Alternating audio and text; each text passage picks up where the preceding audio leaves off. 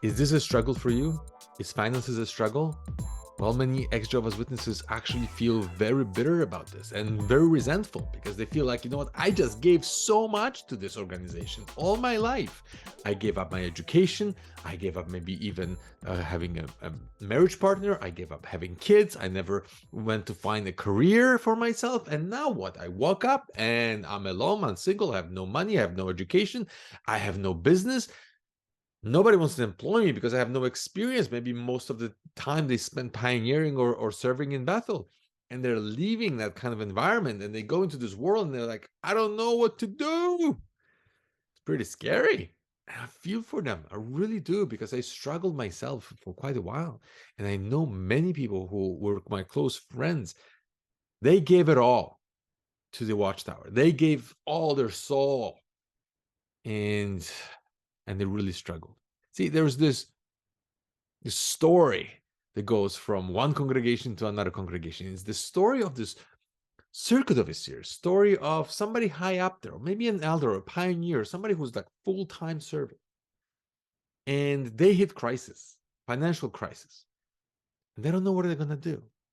And they prayed because they had this bill to pay, and it was much bigger than they could ever pay for. Whatever it was, for medical treatments or for something that was a necessity. And they don't have the money. So they prayed and they thought there is no way out. And all of a sudden, somebody knocked on the door. Not only brought them a basket full of fruits, vegetables, and a whole bunch of groceries, but there was an envelope with money, and the money was exactly the amount that they needed to pay the bill. Was I only the one that heard that story, or more people heard that story? I'm pretty sure you heard it, and I tell you, I heard that story in more than one country and more than one religion. Because when I talk to ex-Mormons and I talk to ex-Baptists and I talk to ex-whatever, they hear exactly the same story. The story is different name, different position in the church, but the story is the same. How God blessed them with money at the last moment. Interestingly enough, they will bring a lot of that kind of evidence of God's blessing on their meetings and assemblies, how they're saying, well, we couldn't find an assembly hall, and we just proposed to this place that's what we're gonna do for much lower budget than they could ever agree to. And guess what? On the last minute, when all the brothers were praying, boom, we got the assembly hall. That is a proof that we have a Holy Spirit behind us, that Jehovah is blessing. Well, of course, they're only going to tell you about the things that worked out. They'll never mention about the things that didn't work out. They'll never mention about the situation when they're all prayed and things didn't work out their way. They will only mention the things that did work out their way, right? And they have tons of those examples in every religion out there. Not only your Jehovah's Witnesses. And the stories are almost identical. But what about you? Now you left. Maybe you're thinking resentful. Maybe you feel like, you know what? I got tricked.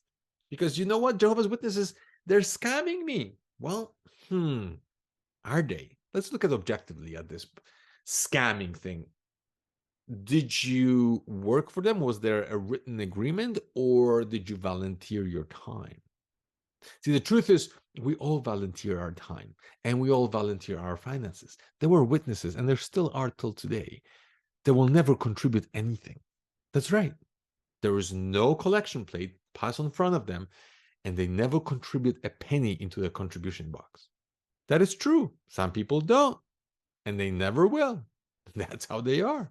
You could be a witness all your life, not give them one penny, and nobody will ever know. It is true. However, there are obvious pressures that they put on members in order to survive. Because of course, we know if there is no money, you can't pay for kingdom halls, you can't pay for maintenance, you can't pay for a lot of things that are needed in order to survive. So of course they need money. But there are certain things that they do that, I'll be honest, I didn't really like. it's not that people get rich. I know there is a lot of myths out there. They're saying, oh, you know what, Jehovah's Witnesses, they get paid a lot for going door to door. I mean, who would go door to door trying to bring people into religion if they didn't get paid? It doesn't make sense. So of course they're getting paid. And it's big money they're getting paid for going door to door. Otherwise, they'll be crazy to go. I guess we were crazy to go because nobody paid us for it. As a matter of fact, you could be a witness all your life and a full-time pioneer, never get a dime. Maybe you'll get a meal from other witnesses or money for your car or gas or whatever. But truthfully, nobody becomes a witness because they want to be rich. Nobody goes to Bethel because they want to be rich. And I think the best example of it is actually Raymond Franz. Because Raymond Franz, when he was a governing body member, which is the highest position out there, he testified himself. He says, no, these people are not there for money. Yes, they have a position. Yes, they have maybe the best rooms in Bethel. Yes, they are the best guests wherever they go, and they're being treated like gold. But money on their personal level, Raymond Franz left with $600 in his pocket. Yes, they gave him some money when he left, but he did not go to that position. He did not serve there because he wanted money. So whether they get money from other sources, maybe, I don't know. I'm not there to judge them when it comes to finances. However, when it comes to an average Jehovah's Witness, they're really struggling. And I feel for them because for majority of them, of course, there are individuals that are different. For majority of them, they chose not to educate themselves, not only financially, but also for higher education. So their chances of getting a better job and better career are very slim to none. Now, not only that, when they wake up, they feel this resentment because they felt like, you know what, we believed so strongly that the end is just around the corner, that we'll never grow old, that we don't have to save for our retirement. We don't have to have kids because we're going to have tons of kids in the new system. And they grew old, and the new system didn't come, and they needed the money, and they never had a career, and they needed the support. So the Watchtower said, well, Jehovah will take care of you. Thank you for your service. I mean, you did great. 50 years of being in Bethel is wonderful. But now we're shutting down this department. You no longer need to print and whatever. So don't worry, Jehovah will take care of you. And they basically saying, go to the government. The same government that we called satanic and demonic. You go and the government will support you for the rest of your life. Because they won't. You go figure it out on your own. However, how can we now, leaving that environment, actually use it for good? Learning what they taught us, remembering what they taught us, remembering how they're running things, can it be beneficial for us? Well, I tell you one thing. I'm very glad that at a young age, in my early 20s, I started seeing the distinction between rich witnesses and poor witnesses. And I was wondering, what is the difference? What truly is the difference that two people can sit in the same kingdom hall and exactly the same talk is being given, and one will understand something different than the other, and one will become a very wealthy business owner, and he will hire hundreds of witnesses. They will work part-time and try to get the ends meet. What's the difference? Because they were witnesses who were very wealthy, and they still are today, and they started from nothing, and yet they manage. How do they manage? Even though they receive the same things at the Kingdom Hall, when they're saying, well, no, if you go after the riches, you're not going to be spiritual. I mean, how can camel go through the eye of a needle, right? It would be easier for a camel to go through the eye of a needle than for a rich person to go to the kingdom. So they're saying, well, you can't be rich and you cannot go to the kingdom, and you cannot possibly be rich and honest. You're gonna stab yourself with many pains if you try to be wealthy. I mean, there's so many things that they put into people's minds, and the judgment of people who actually start their career It's crazy. It's absolutely crazy. The pressure is huge to the point where if you are an elder in a congregation and your child decides to go to university, your privilege goes for renewal, or they want to see if you still qualify for this. Because how can you go on a platform and how can you say, hey, there's a danger in higher education, we shouldn't go for higher education, well, your own child goes for higher education, well, you're going to be a hypocrite. So they are really controlling this by saying, no, if your children will go for higher education, chances are you might lose your privilege, right? So they're putting that pressure really hard. But at the same time, you go to Bethel and you'll see lawyers, architects, engineers, doctors, you name it. The people with higher education are there. One day, an elder came up to me and he had a list written on a piece of paper, and was a list written with a pencil on a little scrap. And he says, Jack, did you see this? Do you know anybody in the congregation who is like this? And the list was very, very clear. Everybody on that list was a person with a degree, medical degree, architect, lawyer, engineer, any of those people. Do you know anybody? And I'm like, I don't, but why? Well, this came from Bethel. This came from Bethel. It's a piece of scrap. Well, they don't want people to know that this is what we're looking for, right? We just want to make sure that they're focusing on the spiritual things. They're not looking for a career. Like, okay, but what if you want to serve as a lawyer for the Watchtower? Is that okay? Is it okay if you are an architect and serving for Watchtower? Is that okay? Of course it's okay, for as long as you're serving them. But if you try to do that for yourself, it's not okay anymore. It's very odd. So I looked at this. I was in my early 20s and I realized the difference. And you know what was the difference? The difference between the wealthy Jehovah's Witnesses versus the poor Jehovah's Witnesses was very clear cut. The wealthy Jehovah's Witnesses would do what the Watchtower does, while the poor witnesses would do what the Watchtower is telling them to do. That was the difference. And when I realized that, I'm like, oh my gosh, if you do what Watchtower is doing, you're gonna end up a very wealthy person. If you do what they tell you to do, chances are you're gonna end up maybe married, but no children and completely broke. And most likely at the end of your life, you're gonna depend on the government to support you. That's how I saw it. I saw it like you can go to a Kingdom Hall, you can see people in every single stage, from a young person to the middle age and to the old person. And you see that those people who listen to what Watchtower is telling them to do, and you can see their life path.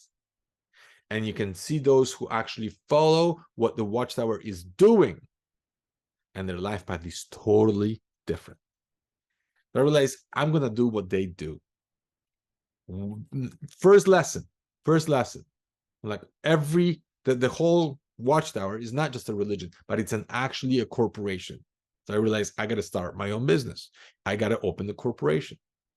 Not only that, I realized they invest their assets in real estate. And the way they do it, they usually buy a rundown place or a land, and they get very cheap labor, which in their case is free. And they will have their people to build the place. They supply the mortgage, and they make the people who have that Kingdom Hall pay for that mortgage over a long period of time. And later on, they own it anyways. Imagine going to the bank and you get a mortgage from the bank, and the bank says, no problem, here's 25-year mortgage. After 25 years, you paid it off, and the bank says, oh yeah, we're selling it now, and the house is ours. The money is ours. I know you paid off your mortgage, but the house is still ours. Oh, the scam doesn't stop there. They're saying is, okay, we no longer charge you your mortgage. Your mortgage is forgiven. Your payment will just be forever. Imagine if you went to the bank and the bank says, your mortgage is gone. No more mortgage. You just keep the payments for the rest of your life. They won't stop after 25 years. They're just going to keep going until you're done. It's not going to go for a deal like that. Oh, man.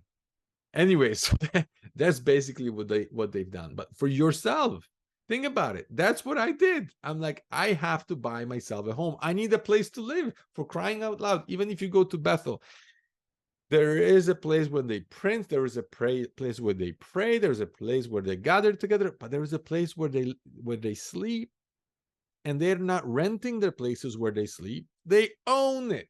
They build their own places where they sleep. So why can't I have a house of my own? So that's what I did. I bought a house for myself. I had to renovate it. And guess what? I didn't have money. So I asked all witnesses, whoever I knew, to come and help me renovate it, because the place was a dump. It was one of the cheapest houses where I lived. So of course, you kick the wall and it will collapse. And I paid them with pizza and beer. That's what I've learned.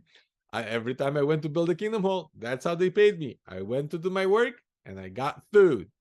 No beer though, but I got good food. So that's how I did. That's how I started. Jehovah's Witnesses, they believe in real estate. That was their strategy when it comes to finances. That's where they secure their assets. Yes, they invest also in stock market and so on and on, but those things are actually peanuts compared to the real estate portfolio. And I realized that there was something odd about this, because when I was a kid, we were living in a small village. And in that small village, there was no way you're going to be able to build a Kingdom Hall. It's just no way. We had 80 people in our congregation. 50 people on a good day would show up for the meeting. And out of that 50 people, more than half of them were older ladies, older people who basically had no money. And some students like myself, I was still young. So how can you possibly ask these people to collect money to purchase land and build a Kingdom Hall? Well, it wasn't that difficult. All what you have to do is pray to Jehovah, and Jehovah will bless you. Where we were meeting somebody's garage. In the wintertime, it was really cold, and we struggled. So the person who actually allowed us to meet in his garage, he said, you know what? I'm done with it, because you guys are not paying for the heating. I have to heat up this place, twice a week, and it's out of my own pocket. You guys are not contributing, so forget it. One more quarter, I think he said, like 3 more months or a year, and you have to be out. So we started looking for a Kingdom Hall. But how are you going to build a Kingdom Hall without money? So we have to ask the Bethel to lend us money. And interestingly enough, they said, fine, we'll lend you money under one condition. You have to come up with a down payment yourself. So they said, we're going to lend you 300,000, but you have to come up with 60,000 as a down payment yourself. So guess what the brothers did? Resolution, everyone agreed, we're going to get 60,000. And I was, I don't know, 15, 14 years old. And I'm thinking, we can't afford heating the place twice a week, and we're going to afford 60,000 as a down payment and then pay off 300,000 for this place. I mean, like, the math doesn't work. There's no way that we can do this. But of course, everybody's overly optimistic. Everybody voted yes, we're doing it. So every meeting, I have never seen anything like this. Every meeting, without exception, we still had book studies back then. During the book study, the brothers would be like, please, we need to collect the money, or otherwise we don't get the loan. We need to collect the money. And if somebody didn't show up for the meeting, they would call him and I would say, well, how are you doing? Wondering if you're okay. And then, by the way, I got to remind you, we were collecting money, right? Every meeting, without, even on Sunday after the talk, between Watchtower and the talk, they would make the announcement about the collection of money. It was unbelievable. Anyways, we collected 48,000. 48,000. So we couldn't collect the entire 60, 48. Circle of the Seer came, he looked, says, sorry, not enough. And I'm thinking, well, I want my money back. Because I only had a very small amount of money as my monthly allowance as a kid, and I was giving that money for the Kingdom Hall because they were putting so much pressure that we have to give. And I'm like, okay, I want my money back. And they're like, no, no, no, no. All that money now is going to Bethel. And I'm like, you've got to be kidding me. Because you're not allowed to hold more than 5,000 in the account per month. So whatever was more than 5,000 went straight to Bethel. And I'm like, I feel like I was just scammed. And I'm like, am I the only one that sees this? We were collecting money for the purpose of building the Kingdom Hall. Now we got no down payment, no money, and no Kingdom Hall. Well, here was the good news. The guy from Bethel came, and he gave us this wonderful talk with slides, with pictures. I mean, it was great. And he showed us how they built this wonderful waterfall in Bethel that cost them $250,000. And we all looked at this and we're like, oh, nice. How wonderful that is. I think we got all upset, but guess what? Nobody said a word. Nobody said a word that there was something wrong with this picture. We continue having the meetings for many, many years in the garage. But I thought about this incident and I'm thinking, well, did they steal it? I thought there was dishonesty when somebody tells you, hey, you give me money as a down payment and I'm gonna build addition on your property. And I say, I need 20% down payment. And you give me 18. I take the 18 and say, well, we had an agreement for 20, therefore I'm keeping the 18 and I'm not building your addition. That would be considered stealing. That would be considered a scam 101. And that's how I felt. Even though I was just a kid, I was like, how is that right? And of course, brothers had to justify it by saying, well, it's a contribution to Jehovah and to his organization, and they decide where the money is needed. Well, there's many brothers and sisters in Africa, of course, who need this money, and with that money, they can build them a Kingdom Hall, right? I'm like, well, we don't have one, and we need it, and we're freezing in the wintertime in the garage, right? That we have. I'm like, okay, whatever. What do I know? But that really taught me a lesson. It showed me how they can maneuver the money wherever they want. They can say whatever they want. People will believe whatever they say, and they can change from one day to the next where the money is going, and nobody will say a word. Another thing is, I'm pretty sure you noticed, every time we went to conventions, right, or assemblies, at the assembly, 1 or 2 day assembly, they would read you the statement of how much money it cost them to organize it and how much contributions they received. And there is always deficit every single time without exception. And when I became an elder, we had actually a meeting and I was very curious. I'm like, you know what? I don't get it. I don't get it. How you can have a deficit every single assembly. It's crazy.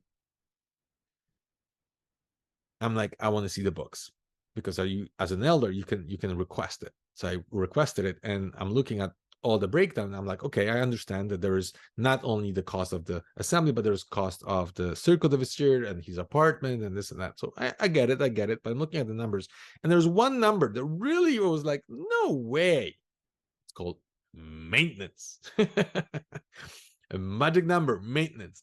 And the number was so huge. I'm like, how is it possible that you're asking $11,000 for 1 day assembly? I'm like, explain it to me because it just boggles my mind. We have this place paid off. There's no mortgage on it. We are running this place with volunteers. There's nothing here that would cost that much money. So this is what they told me. They said, well, you have to understand that when it comes to maintenance, we take into consideration everything. So for example, we have carpet on the floor and that carpet needs to be replaced every 10 years. So instead of getting a one huge bill, 10 years later, we are basically breaking that cost of the replacing of the carpet down to every single assembly there is. And therefore, the bill might be a little bit higher than what you think of. Oh, we just need to vacuum the place and keep the lights on. I swallowed it. I'm like, okay, fine. That makes sense, right? Things need to be changed. And instead of paying for renovation one big lump sum, it's broken down to every assembly. And then not too long later, I hear another announcement. We're doing renovation at the convention, at the assembly hall, and we're changing the carpets, and we have to get a loan. And now that loan's going to be broken down per publisher, and we got to pay for the renovation. I'm like, oh, why? Why can't you just be honest? Why can't you just tell me where the money is going? I know it's not going to your pocket, but where is it going? It was weird. What we did was we organized a place where Jehovah's Witnesses had a talent show, an extraordinary event. Extraordinary. The lady that organized it, I mean, I was so happy to see this. You're talking about assembly of 600 to 700 people watching Jehovah's Witnesses play and sing and act. I mean, they cannot do it anywhere else, but she organized it and people absolutely loved it. Out of curiosity, I asked her, well, how much does it cost you to rent this place? And says, well, it cost me anywhere between 5,000 to 5,500. I'm like, what? It cost you 5,500 for one day of renting this place with free parking and a full staff. People operate lights for you. People operate sound. There's a lady at the bar serving you drinks and full cleanup staff when you have to do nothing. And it costs you 5,500. And you're telling me that assembly where everybody's running as a volunteer and the place has no overhead. There's volunteers, there's no mortgage, there's no taxes, and we're charging 11,000 for that day? Why? I couldn't get it. And then I realized, well, they will never tell you the entire truth. They're transparent when it comes to money up to the level of the congregation. Everything above that, it's a top secret. If you go to a 3-day convention, they will never read the financial statement. And I was actually collecting the money. And I asked the guy who was in charge, I'm like, okay, I'm not allowed into the room where they're counting the money. You want me to collect it? You don't want me to see how much? Okay. But I'm asking, why is it that at the assembly hall, you're reading the statement, but at the convention, you're not? And then here's the answer that I got. 2 reasons. Number one, there's always a surplus. And if there's surplus, the brothers hear the word surplus and they stop giving money. The moment they hear the word deficit, it's the moment they're like, oh, we have deficit, we got to give more money. Therefore, the deficits are actually created fake. Because if they have surplus, they take the money, they send it to worldwide work, and they get rid of whatever the money was there, it's gone. So the next time around, you're starting from zero. So you always will have a deficit because you're not allowed to save for the next assembly. But at the big conventions, 2 things. One, there's surplus. Second, everybody can call that place and ask how much it costs to rent for 3 days. And they'll tell them. They'll tell them how much it costs, and everybody can do the math. How much is per person. And you'll be surprised how low the price is. But that will never tell you, because the moment people hear, oh, you know what, they're actually making money off of this, only have to give a few bucks in order to cover my seat, I'll be happy. No, they'll never say it. Do they have a right to say it or not say it? Of course they do. It's their convention. They do whatever they want. But this is the kind of stuff that was happening. I think there was one more thing that is worth mentioning, especially if you are still a Jehovah's Witness and you're still active and you're still, let's say, building kingdom halls and stuff like this. What really bothered me was the way they handled insurance. Because I own a business and I own a construction business, and every single person that works for me, including myself, has to be covered by insurance. So if something happens to a person, the insurance steps in and will take care of that person, because that person could be paralyzed from neck down, and you have no idea how much money it's needed in order to supply a good quality of life for the rest of the person's life. with all the physiotherapy and caring and so on. We're talking millions of dollars. Now in the construction industry, is where I am, they require $5 million minimum. Sometimes they want $10 million liability insurance because they know how high the bill is. Now, Jehovah's Witnesses came up with this brilliant idea. They used to outsource insurance to other companies. And when they did this, if something happened to a Kingdom Hall, let's say a tree fell down on the Kingdom Hall, that's what happened to our Kingdom Hall. A tree fell down on the Kingdom Hall. You call insurance and the insurance will pay for the damage, right? They'll come, they'll assess, oh, this damage, $50,000, here's a check, thank you very much. Now, Jehovah's Witnesses would never take that money and ask professionals to go and fix it. Why would they? They cash the check, they ask the brothers and sisters to go volunteer their time, they go and fix. And while they were fixing the roof, and I'm looking at it, I'm like, you know what? These people have no idea what they're doing. They're willing to work. They're hearts of angels, okay? They go on that roof and they're doing shingles, and I see men, women, young, old, including children, and they're working on the roof. They created more restrictions now. But back then, I was like, whoa, if somebody falls from that roof, what would happen? What would happen? Because interestingly enough, that tree that fell on our Kingdom Hall also fell on the next door neighbor's garage.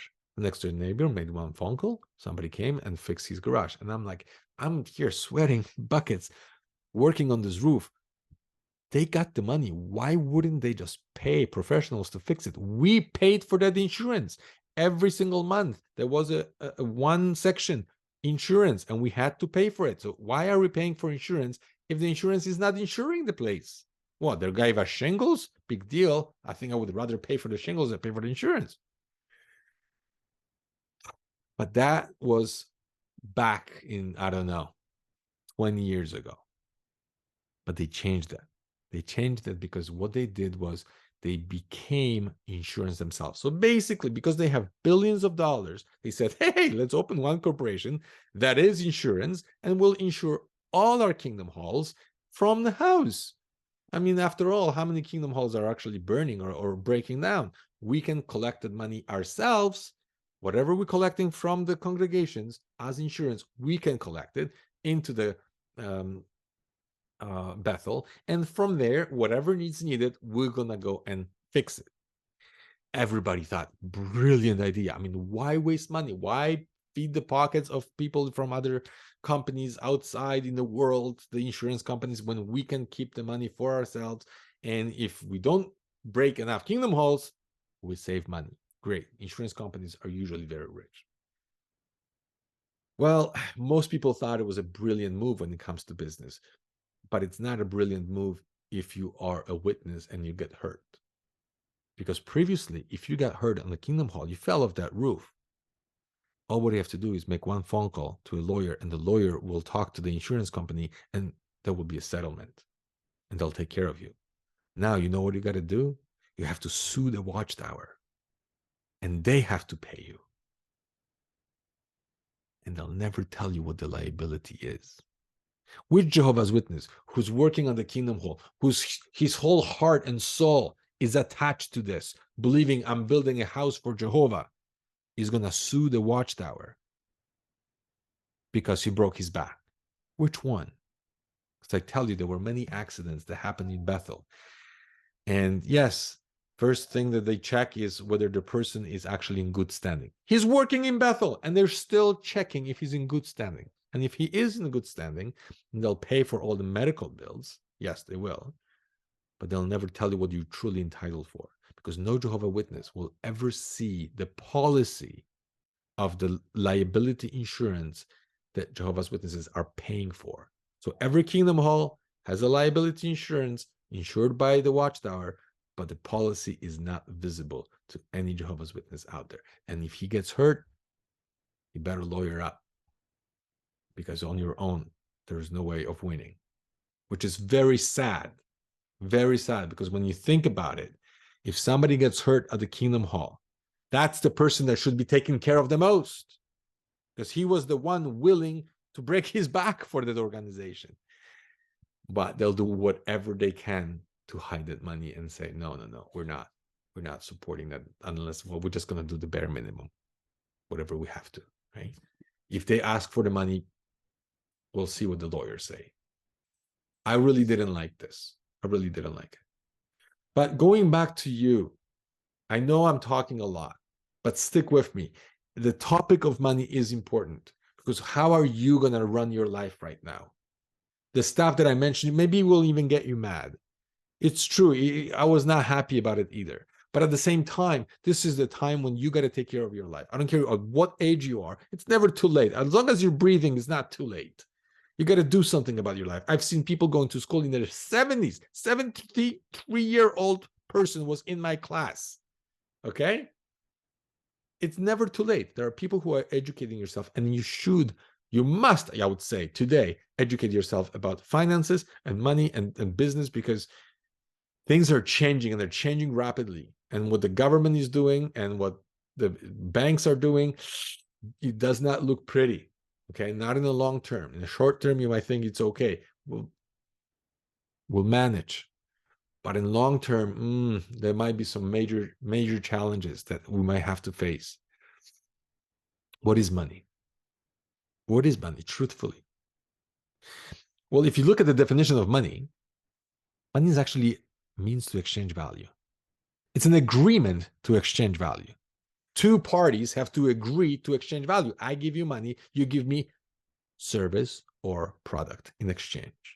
So this is where I find it challenging for many Jehovah's Witnesses who don't know how to manage that money, because money was always viewed as evil, as something that, if you're after money, you're materialistic, you're not spiritual, and you're not supposed to focus on the less important things. The more important things were always the spiritual things. And if you're after money, you were always criticized. You couldn't even share your successes. If you shared your success, financial success, you will look down upon. Most people had to hide it, even though they were very happy to see a success in their life, success in their business or job or promotion. They had to downplay it, at least downplay it.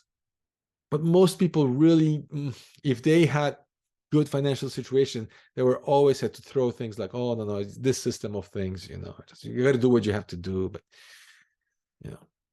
they had to downplay it. They couldn't be happy. They were psychologically, it's actually damaging when you're rewarded to be poor, rewarded by the environment that you're in, because they'll say, yeah, that person truly relied on Jehovah because he had $1 in his account. He couldn't pay that bill. He prayed and somebody paid, his bills. I did that. I remember my wife was pregnant. I was drowning in credit card debts, living in my in-laws' basement, and I'm like, my basic expenses are here and my income is here. What do? I prayed. I'm like, oh, God, please, I don't know what to do. I got to take care of my family. I don't know how. Look at the window. Nobody's coming. No basket of fruits coming.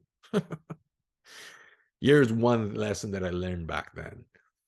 If you want something to change in your life, you have to change it. You can't blame anybody else. You can't point fingers that this person is bad and that person, and the Watchtower took away all my years, and then they brainwashed me into believing this. No. You volunteered your time.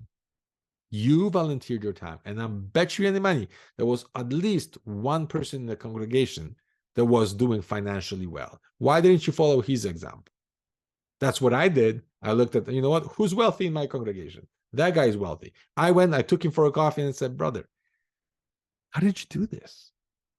How did you do this? Despite all the stuff that is being said at the Kingdom Hall, about staying, without the business and staying humble, just living, with the necessities of life. You're doing really well. You're hiring so many people. You have a life that most witnesses can't even dream of. How did you do this? And you're doing well in the truth. You're an elder, you're a pioneer, but how did you do this? I wanted to know what's different in their mind than it is in everybody else's.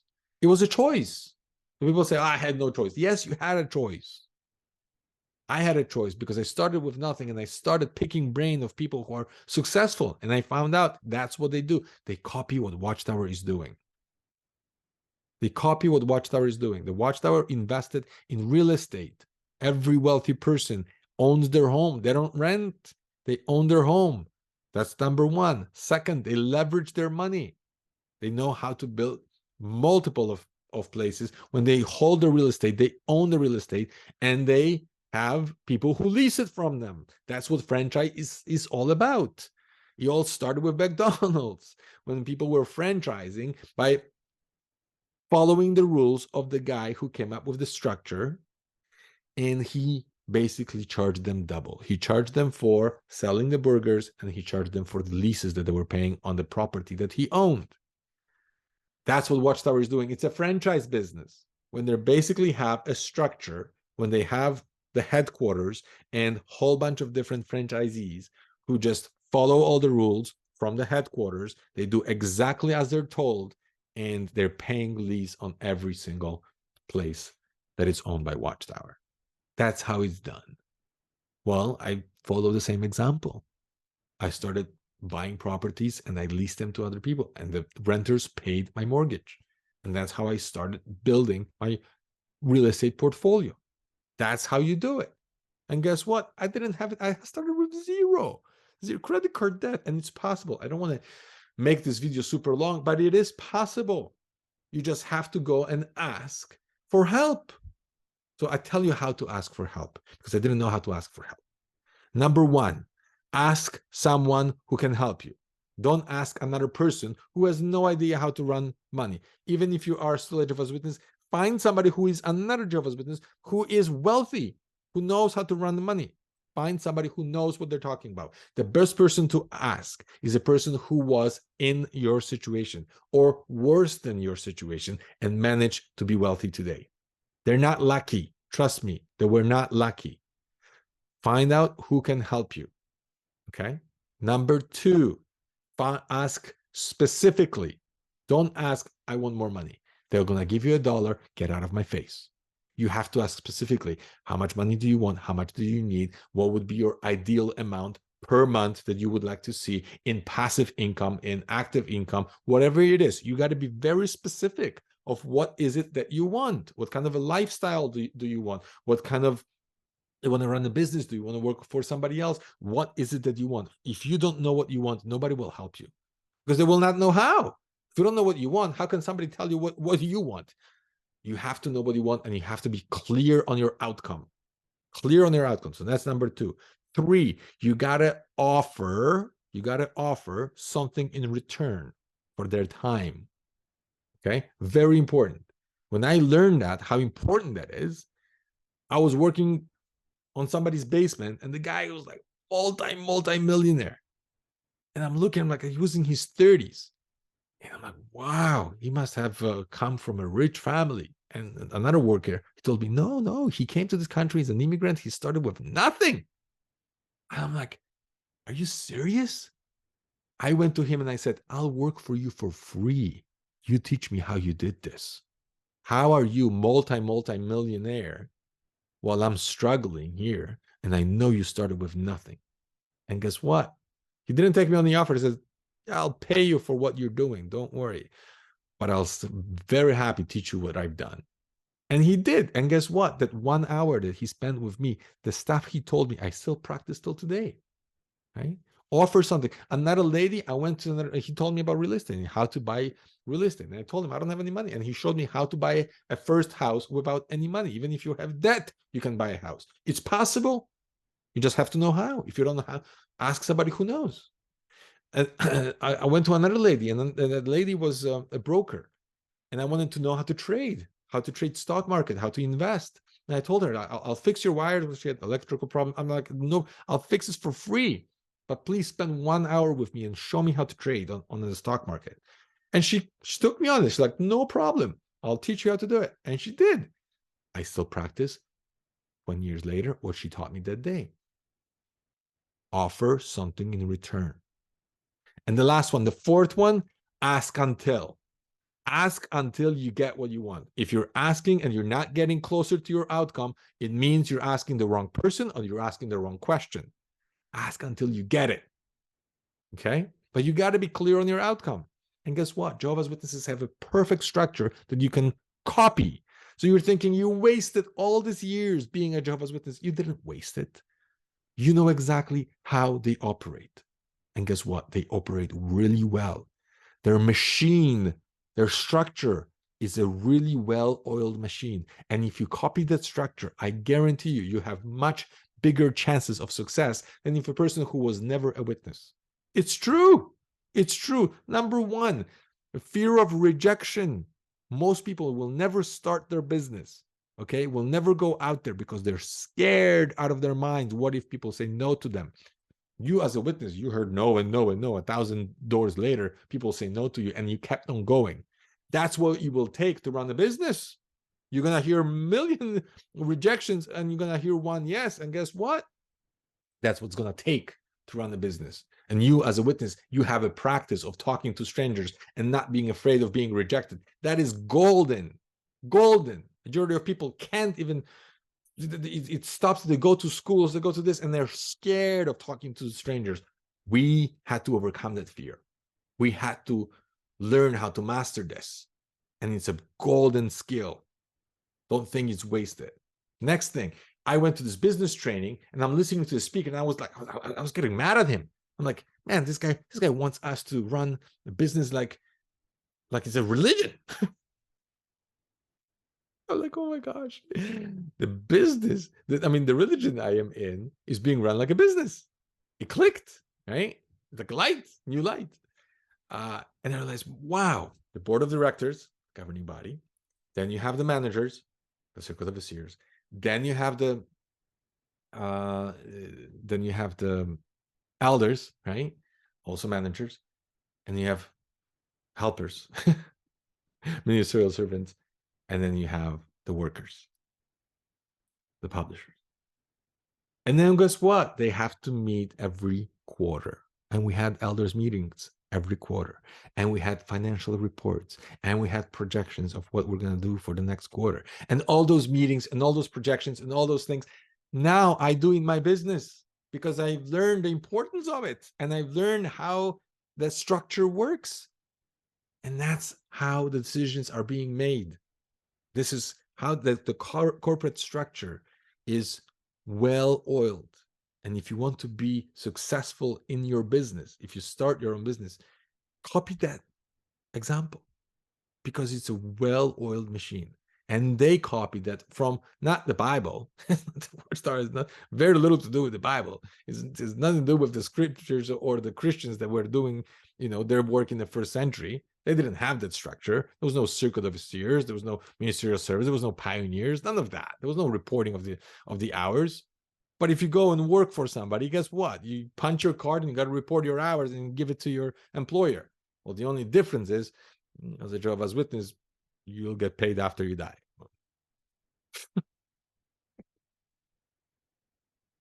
But we still did it every month. You write your hours, boom, right? It was a sacrifice of praise. And we believed that it was a good thing. And we judged ourselves. See, when you're looking at your performance card, you judge yourself more than anybody else. Nobody else knows how many hours you have done, but every time you wrote it on a piece of paper, it was powerful because you saw it with your own eyes. You see the average and you see what you're doing. And that could be a discrepancy. So anyways, going back to money. Money is just a tool.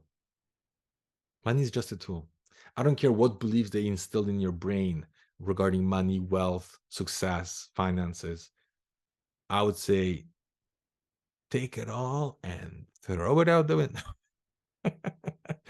Just go the opposite direction and your chances will be better. Money is nothing else than a tool, and how you use it will determine whether your life will be better or worse. Money can greatly improve the quality of your life. Greatly. First of all, you can provide a security, enormous amount of security. Okay. I tell you, my both in-laws, both had a stroke and both were incapable of taking care of themselves. And they both needed therapists, they both need doctors, medicine, caregivers. The bill per month to keep them alive was over $10,000.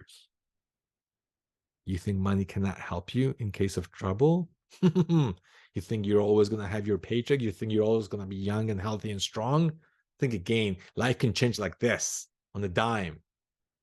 Money is very useful tool, but that's all what it is. It's a useful tool. It can be used for security for yourself and others. Now you can greatly improve the quality of your life. You can do things in life that you cannot do without.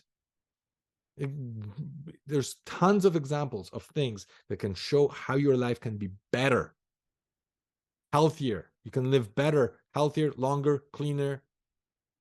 You have much better quality of life if you have more money. And you can improve the quality of life for others. And it will give you the most fulfillment. People say money cannot buy happiness. That's because you never gave enough. It's true. It's true. I realize that. You know what? If you don't give enough money, if you don't use your money to improve other people's life, you will never feel the true fulfillment. You will never feel that happiness that money can give, because you could improve people's lives, even save people's lives with money. And if you don't want to earn more, if you don't want to expand your wealth, then you're limiting your contribution. Then you're limiting how much you can give. You're limiting how much you can help.